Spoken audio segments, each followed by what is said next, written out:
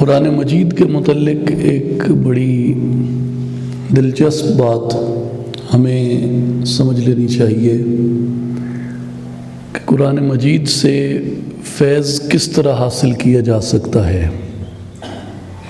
روشنی کیسے پائی جا سکتی ہے، اور اپنے دل کو کس طرح قرآن کے نور سے منور کیا جا سکتا ہے۔ اس کا ایک واقعہ قرآن مجید میں درج ہے کہ جس وقت لوگوں کو یہ بات پتہ چلی کہ بادشاہ مصر کی زوجہ اپنے ایک غلام پہ عاشق ہے، تو لوگوں میں مختلف باتیں پھیل گئیں۔ تو بی بی زلیخا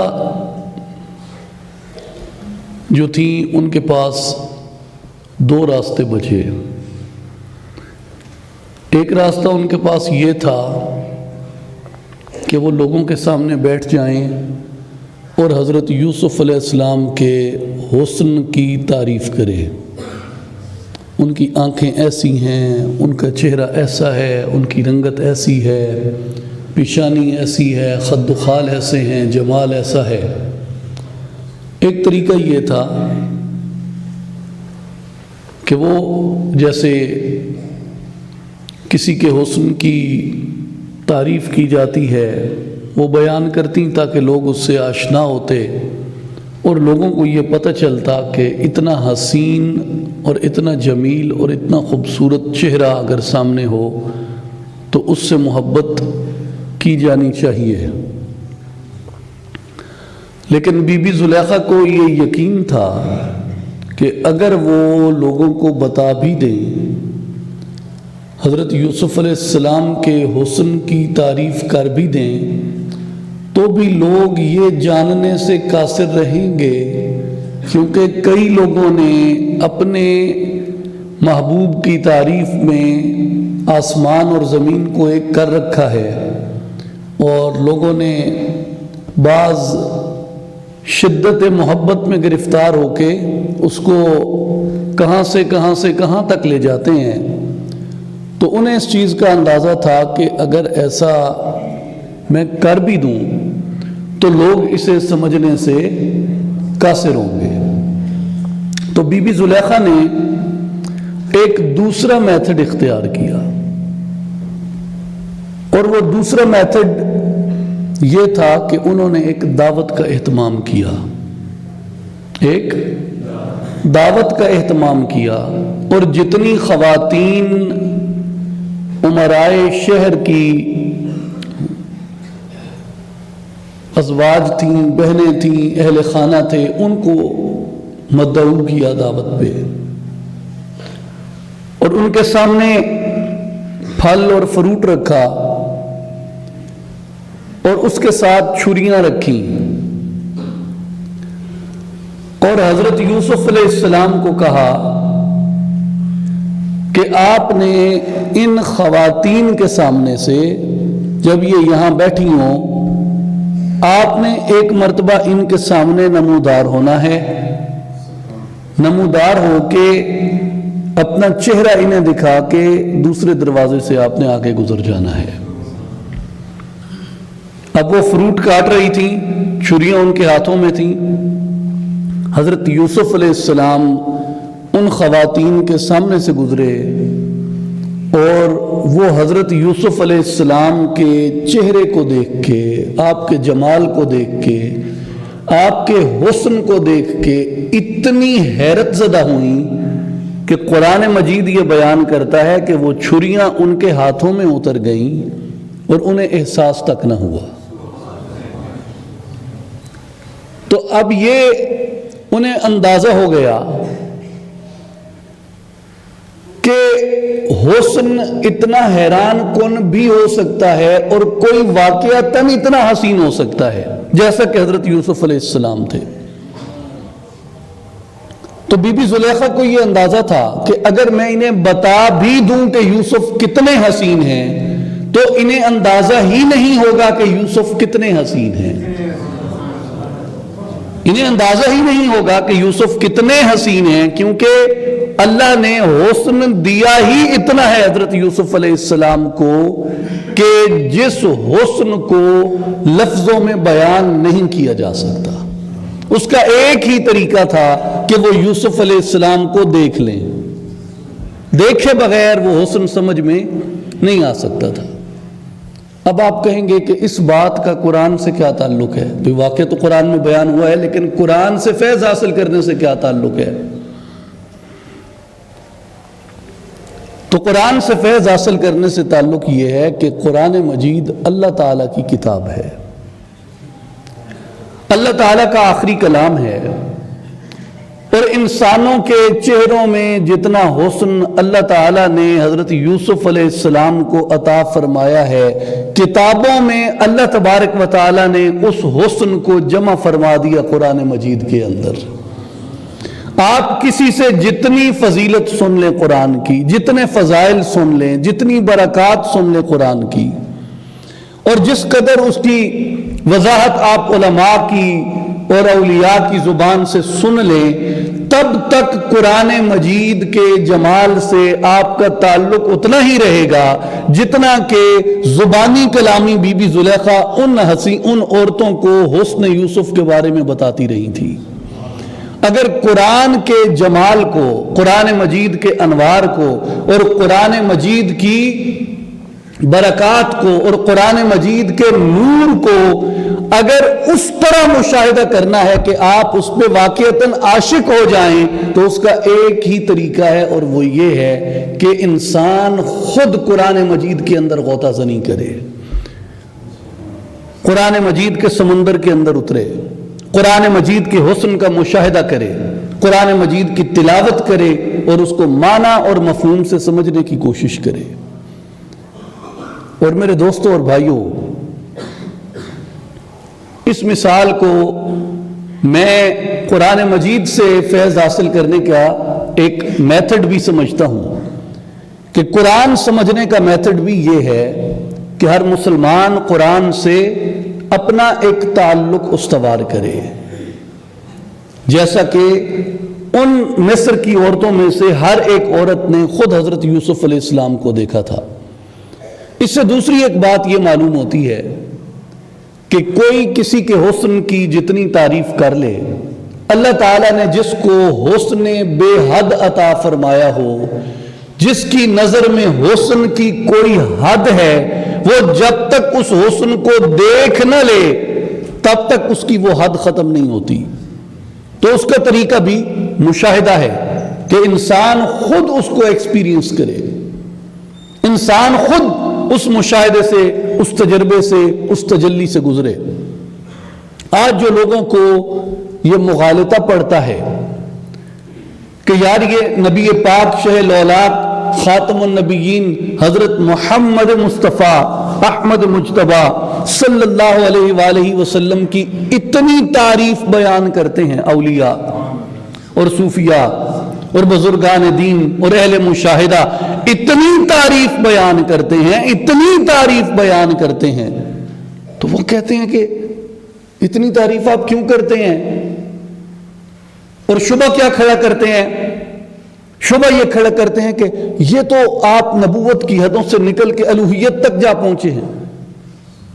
خدا کے بندے، آپ لوگوں کی مثال ایسے ہی ہوگی اگر آپ یہ بات کہتے ہیں، آپ لوگوں کی مثال ایسے ہی ہوگی جیسی مصر کی ان خواتین کی مثال تھی جنہوں نے کبھی حسن یوسف دیکھا ہی نہیں تھا، جنہوں نے کبھی حسن یوسف دیکھا ہی نہیں تھا، جنہوں نے دیکھا ہی نہیں تھا، انہیں تعجب تھا زلیخا پہ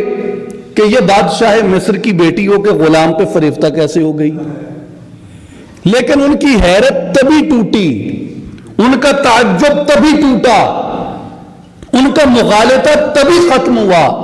جب بی بی زلیخا نے اپنے فضل اور اپنے سخاوت سے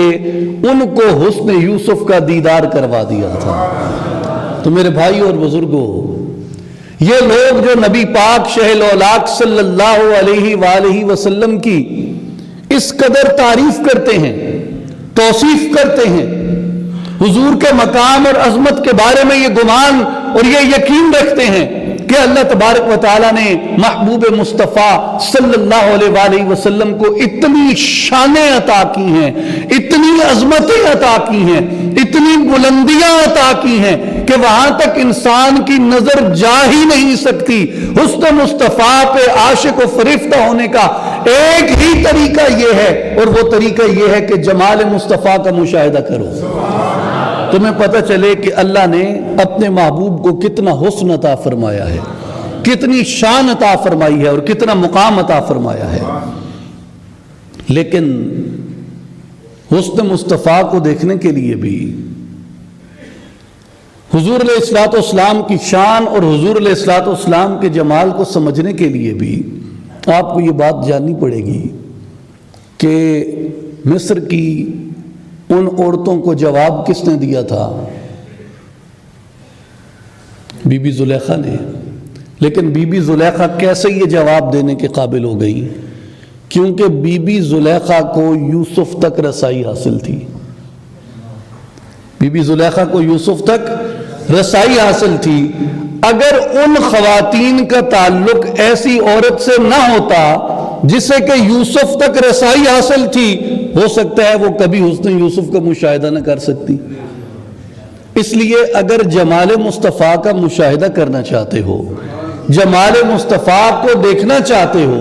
جمال مصطفیٰ کے دیوانے اور پروانے بننا چاہتے ہو، تو کسی ایسے کے پاس بیٹھو جسے جمال مصطفیٰ تک رسائی نصیب ہو۔ کسی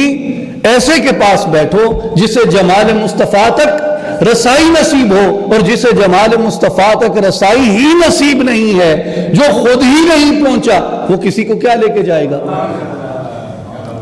تو یہ فرق بھی ہو جاتا ہے معاشرے کے اندر، یہ فرق بھی ہو جاتا ہے معاشرے کے اندر۔ اور فرق یہ ہوتا ہے کہ جہاں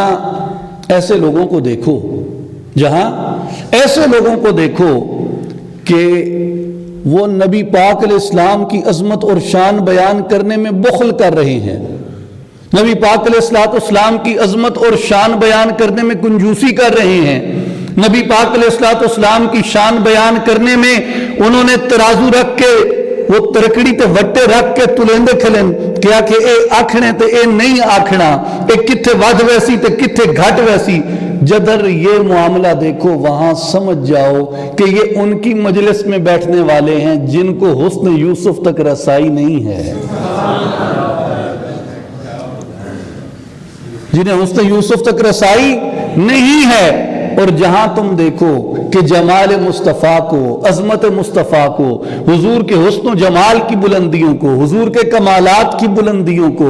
حضور علیہ السلام کی عظمت کو، حضور علیہ السلام کی رفعت کو، نبی پاک علیہ السلام کے فضائل کو، نبی پاک علیہ السلام کی برکات کو، نبی پاک علیہ السلام کے انوار کو، نبی پاک علیہ السلام کے شمائل کو، نبی پاک علیہ السلام کے حسن چہرہ کو، حسن پیشانی کو، حسن چشم کو، قوت بصارت اور قوت بصیرت کو، نبی پاک علیہ السلام کی قوت روحانیہ کو، نبی پاک علیہ السلام کی قوت کلام کو، نبی پاک علیہ السلام کے وجود مبارک سے جاری ہونے والی شفا اور جاری ہونے والے فیض کو، اور نبی پاک علیہ السلام کی سیرت کو، نبی پاک علیہ السلام کے اخلاق اور کردار کے فیضان کو، جہاں ان عظمتوں، ان رفعتوں، ان بلندیوں سے بیان کیا جا رہا ہے، جن بلندیوں سے کہ قرآن نے بیان کیا، جن بلندیوں سے کہ صدیق نے بیان کیا، جن بلندیوں سے حسان نے بیان کیا، جن بلندیوں سے صحابہ نے اس کا مشاہدہ کیا، جہاں یہ بیان ہو رہا ہو وہاں سمجھ جاؤ کہ یہ وہ لوگ ہیں، یہ ایسے لوگوں کے ماننے والے ہیں جنہیں مصطفیٰ نے اپنے جمال کی دولت سے مالا مال فرمایا ہے۔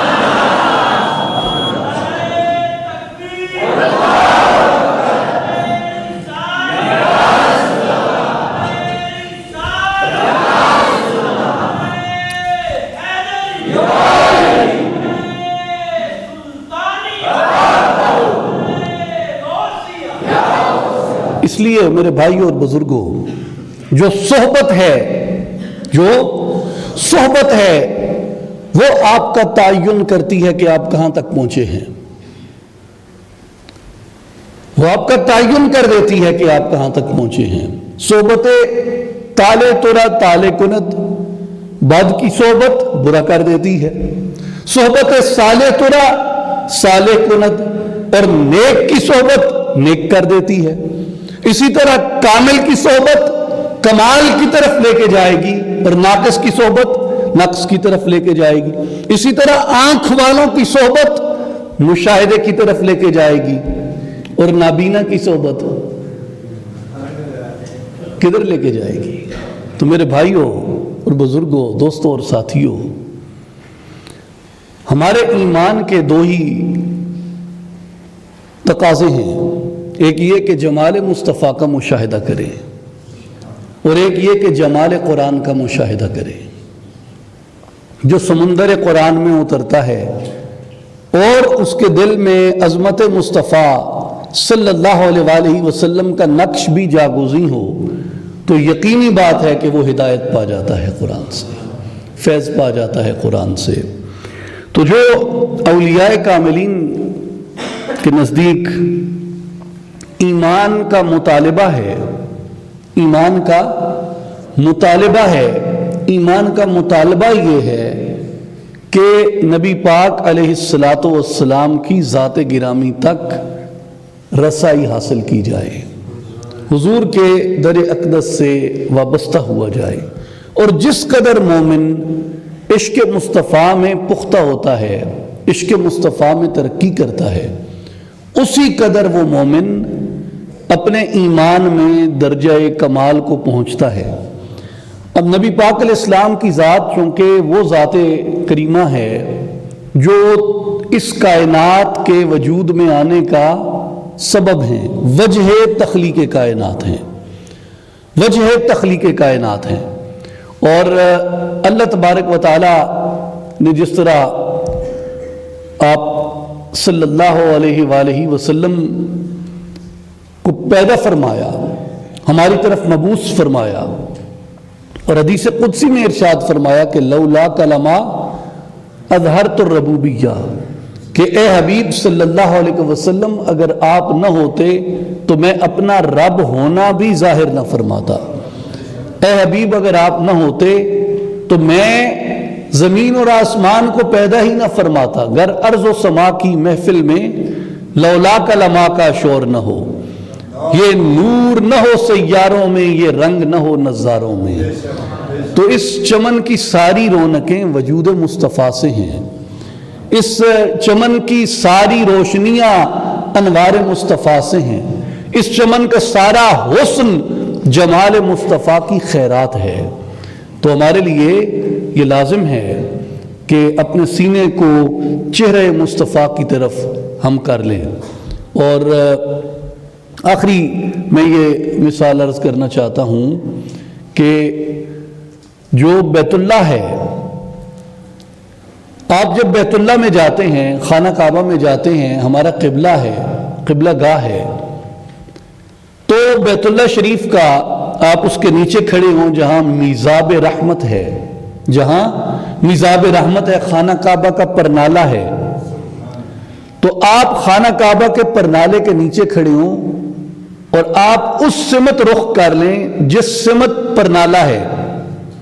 تو آپ کا رخ سیدھا مدینہ منورہ کی طرف ہو جاتا ہے۔ یعنی آپ میزاب رحمت کے نیچے کھڑے ہو جائیں تو آپ کا رخ سیدھا مدینہ طیبہ کی طرف ہو جاتا ہے۔ اس سے کیا معلوم ہوتا ہے کہ بیت اللہ آپ کو راہ دکھاتا ہے، بیت اللہ آپ کو راہ دکھاتا ہے کہ اگر ایک خدا کے ماننے والے ہو، اگر رب ابراہیم کے ماننے والے ہو، اگر مجھ تک پہنچ آئے ہو، ایک خدا کی بندگی میں آ گئے ہو، ایک معبود کی بندگی میں آ گئے ہو، تو پھر یاد رکھ لو اس معبود کا راز تم پہ نہیں کھل سکتا جب تک تمہارا چہرہ مدینے کی جانب نہیں ہو جاتا۔